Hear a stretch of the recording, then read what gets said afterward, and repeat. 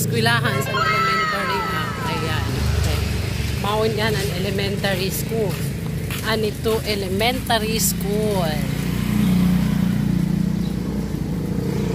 Kaya na magkakalakaw kami, yadi si Burod.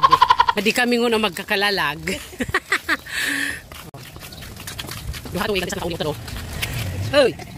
What's up guys? Andito kami sa Bisaya. Nagbakasyon kami. Ayan o, si Bembem.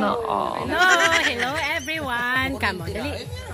Ayan, nakipagkirita sa aking mga kapatid. Ayan, yan. Alam na yan. Yan na nga, oh. Oh, yan na si Trevor. Oh. Ha? Kapasan mo usaw. Babala ka maglagay dito piso ni. Oh, yan, hello. Hello. Andito kami sa anito. Dito kami lumipat sa may, kay mainit. Itong bahay namin, kubo. Ayan, yan ang may-ari. Sana yan si Alea. Si Tita Presi. Si Tito Pebes. Si Tito Potay. Si Tito Potay. Ito naman yung isa kong kapatid na aming, ito ang mayaman. Ito naman, lang daw, yabang lang ang meron yabang siya. Meron. Pero ito naman ang pinakapugi sa amin. Itong isang kapatid ko, ito ang pinakapugi sa amin. Ayan, ayan. So, katay kami ng baboy ngayon, kay piyesta naman sa amin dito. Kasama. Ito naman, asawa ng aking mayaman na kapatid. Kaya naman ang nanay ko. Tingnan nyo, may dala siyang kaldero para pampakain sa amin.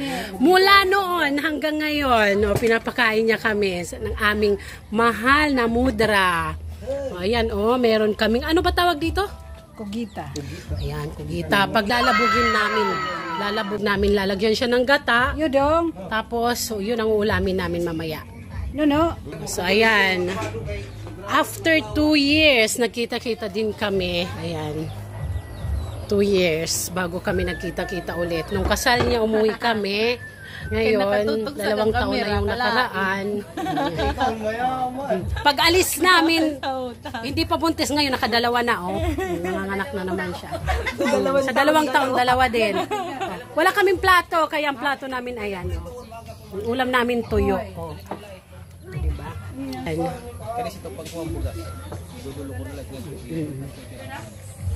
Ayan guys, sulit ang aming bakasyon.